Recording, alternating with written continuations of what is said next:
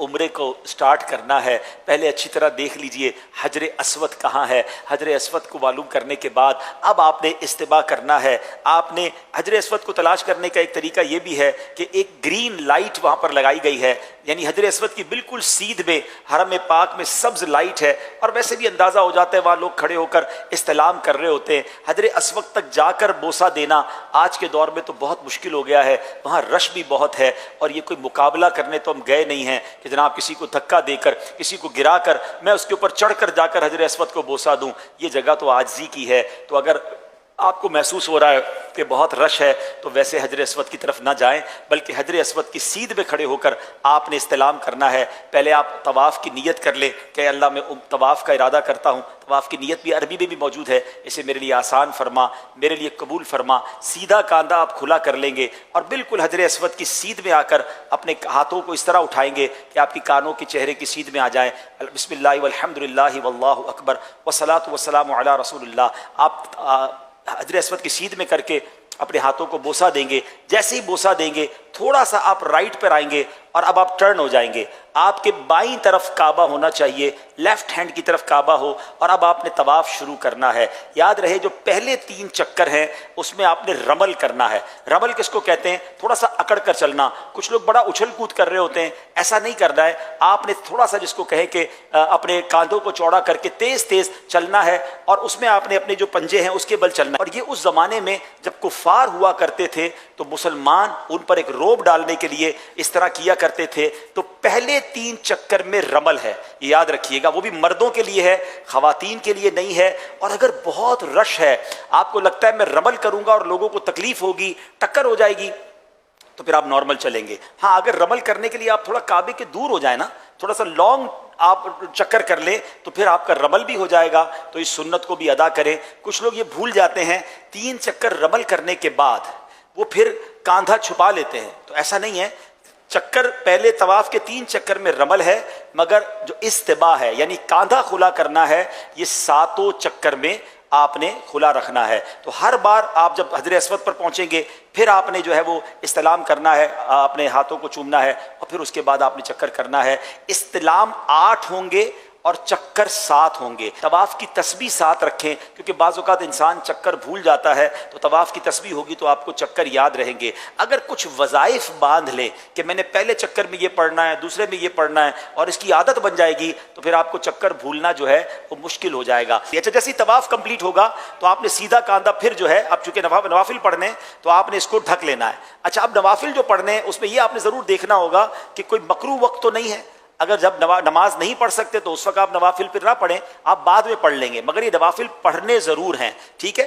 مسجد الحرام میں موقع نہ ملے تو اپنے ہوٹل میں جا کر بھی پڑھ سکتے ہیں، مگر بہتر یہ کہ مسجد الحرام میں پڑھیں۔ مقام ابراہیم کے پاس جا کر ہی، اور جناب بہت قریب جا کر ہی لوگ پڑھنے کی کوشش کر رہے ہوتے ہیں، اور اس کے لیے بعض اوقات طواف بھی روک رہے ہوتے ہیں، ایسا نہیں کریں گے۔ وہاں بہت رش ہوتا ہے، آپ کو جہاں جگہ ملتی ہے آپ جو ہے وہ نماز طواف ادا کر لیں، اور جب نماز طواف ادا ہو گئی، 2 رکعت نفل آپ نے پڑھ لیا، تو اب ملتزم کی حاضری مستحب ہے۔ پہلے دعائیں کریں خوب۔ اب ملتزم کیا ہے؟ سبحان اللہ، کیسا پیارا مقام ہے کہ کعبے کے دروازے اور حجر اسود کے درمیان جو جگہ ہے، ایکچولی یہ 2-3 لوگوں کے کھڑے ہونے کی جگہ ہے، اور اگر وہاں موقع مل جائے سبحان اللہ تو خوب لپٹیں، اپنے جسم کو بھی ملیں۔ لیکن چونکہ وہاں لوگ اب عطر وغیرہ بہت لگاتے ہیں، تو بہتر یہ ہے کہ ملتزم کی سیدھ میں کھڑے ہو کر دعائیں مانگ لیں، کیونکہ اگر وہاں خوشبو لگی اور ہم جا کر اس سے لپٹیں گے، ہو سکتا ہے ہمارے احرام پر بھی خوشبو لگ جائے، اور احرام میں تو خوشبو نہیں لگا سکتے۔ تو بہتر یہ کہ بعد میں جب آپ احرام وغیرہ سے فارغ ہو جائیں تو اپنے گھر کے لباس کے اندر پھر جا کے کوشش کریں، اگر ایسا ٹائم ہو اس میں بھی یہ دیکھنا ہوگا کسی کو دھکے نہیں دینے، کسی کو تکلیف نہیں دینی۔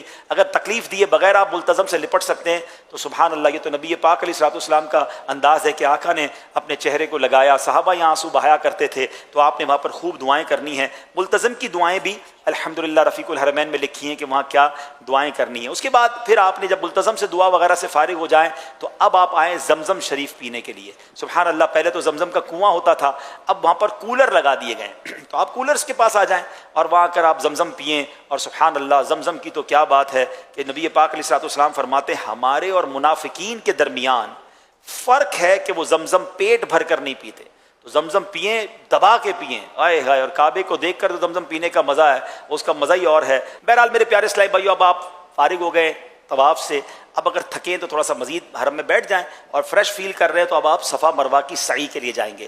صفا کا بورڈ لگا ہوا ہوتا ہے سعی کا، وہاں چلے جائیں، صفا پہ کھڑے ہو کر سعی کی نیت کریں گے، نیت کتاب میں موجود ہے۔ اس کے بعد آپ نے وہاں پر دعائیں کرنی ہیں۔ بہتر یہ کہ 25 قرآن پاک کی آیات جتنی دیر میں تلاوت ہوتی ہے اتنی دیر دعائیں کریں، یہ خاص دعاؤں کی قبولیت کا وقت ہے۔ اب صفا سے مروہ جو ہے آپ نے سعی کرنی ہے۔ بہتر تو یہ کہ اگر آپ کو موقع مل جائے کہ بیسمنٹ میں جہاں پرانی حدود اربع کے مطابق سعی ہے، اگر وہاں آپ کو موقع مل جائے تو وہاں جا کے سعی کریں تو وہ زیادہ ماشاءاللہ بہتر ہو جائے گا۔ صفا سے مروہ ایک چکر ہے، مروہ سے صفا دوسرا چکر ہے، پھر صفا سے مروہ تیسرا چکر ہے، مروہ سے صفا چوتھا چکر ہے، یعنی یہ 7 چکر پورے مروہ پر جا کر ہوں گے۔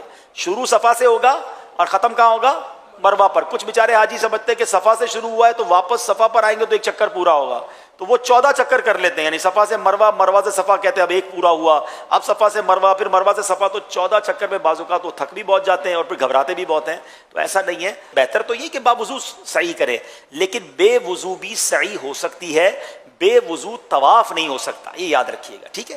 اچھا، اب آپ نے صفا مروہ کی سعی کرنی ہے، اس میں ایک خوبصورت چیز آپ نے یہ دیکھنی ہے کہ میلین اخضرین، گرین لائٹس آئیں گی تو وہاں آپ نے دوڑنا ہے، مردوں نے دوڑنا ہے، مگر اس دوڑنے میں بھی یہ خیال رکھنا ہے کہ احرام بھی سنبھلے، بے پردگی بھی نہ ہو اور کسی کو تکلیف بھی نہ ہو۔ رش ہے تو پھر آپ نارمل چال سے چلیں، آپ کو لگ رہا ہے جگہ ہے تو آپ دوڑیں گے، مگر مرد دوڑیں گے، خواتین اسلامی بہنیں نہیں دوڑیں گی۔ تو اب آپ جب 7 چکر پورے کر لیں گے تو سبحان اللہ اب آپ کا عمرہ کمپلیٹ ہو گیا ہے۔ اب مرد جو ہے وہ حلق کریں گے، افضل یہ ہے کہ اپنے سر کے سارے بال منڈوا دیں، اس کے لیے نبی پاک علیہ الصلوۃ والسلام نے 3 بار دعا دی ہے، اور اگر قصر کرنا چاہتے ہیں تو اس میں احتیاط بہت ضروری ہے۔ مروہ پر ہی کچھ لوگ کینچی لے کے کھڑے ہوتے ہیں، ایک ادھر کٹ مارتے ہیں، ایک ادھر کٹ مارتے ہیں، کہتے ہیں آپ کا عمرہ ہو گیا، ایسا نہیں ہے۔ چوتھائی سر کے بال، 1/4، چوتھائی کس کو کہتے ہیں؟ کوارٹر، ٹھیک ہے، یعنی پورے سر کا چوتھا حصہ، اور اس کے کم از کم 1 پورے کے برابر بال کٹ جائیں، یہ قصر لازمی ہے، اس کے بغیر آپ احرام سے باہر نہیں آئیں گے۔ تو بہتر احتیاط تو اسی میں ہے کہ یار سب کچھ وہاں پر قربان، تو بال ہی سارے اتار دے تو انشاءاللہ پھر تو ٹینشن ہی نہیں ہے۔ لیکن اگر قصر کروانا ہے تو پھر آپ ایک پراپر جو نائی ہوتا ہے اس کے دکان پہ جائیں، اس کو کہیں بھائی میرے سارے بالوں سے 1-1 انچ کاٹ دیں، تاکہ آپ کو تسلی رہے کہ چوتھائی تو ہو ہی گیا ہوگا، ٹھیک ہے؟ اسلامی بہنیں حلق نہیں کروائیں گی، ظاہر ہے وہ صرف قصر ہی کریں گی، تو اس کے لیے بہتر طریقہ یہ کہ اپنی چٹیا کا جو آخری حصہ ہے اس کو لپیٹ لے اپنی انگلی کے گرد، اور وہ کینچی سے خود بھی کاٹ سکتی ہیں۔ ایک پورے بال چوتھائی سر کے اسلامی بہنوں کو بھی کاٹنا ضروری ہے، تب جا کے ان کا قصر ہوگا۔ تو احتیاط یہی ہے کہ وہ اپنے پورے بالوں کا جو اینڈ ہوتا ہے، جہاں پر چٹیا کا آخری حصہ اپنی انگلی کے گرد لپیٹ لیں، یا ایک پورا ناپ کر اس کو اپنے ہاتھ سے ہی کینچی سے کاٹ لیں، تو ان کا بھی یہ جو تقصیر ہے یہ ہو جائے گی ماشاءاللہ۔ اب آپ کا عمرہ پورا ہو گیا، آپ احرام سے باہر آ سکتے ہیں، خوشبو لگا سکتے ہیں، جو پابندیاں تھیں آپ کی پوری ہو گئیں۔ ٹوٹل عمرہ میکسیمم 1.5-2 گھنٹے میں ہو جاتا ہے، بہت رش ہو تو 3 گھنٹے میں ہو جاتا ہے، کوئی بہت بڑا یہ ایونٹ نہیں ہے۔ ہاں، دعائیں کرتے کرتے، جھومتے ہوئے، اشک بہاتے ہوئے کریں اور اس کو انجوائے کریں، اس کو پریشر میں نہ لیں۔ اب اس کے بعد آپ اپنے ہوٹل آ جائیں، اب آپ آرام کریں، غسل کریں، نمازوں کی پابندی کرتے رہیں۔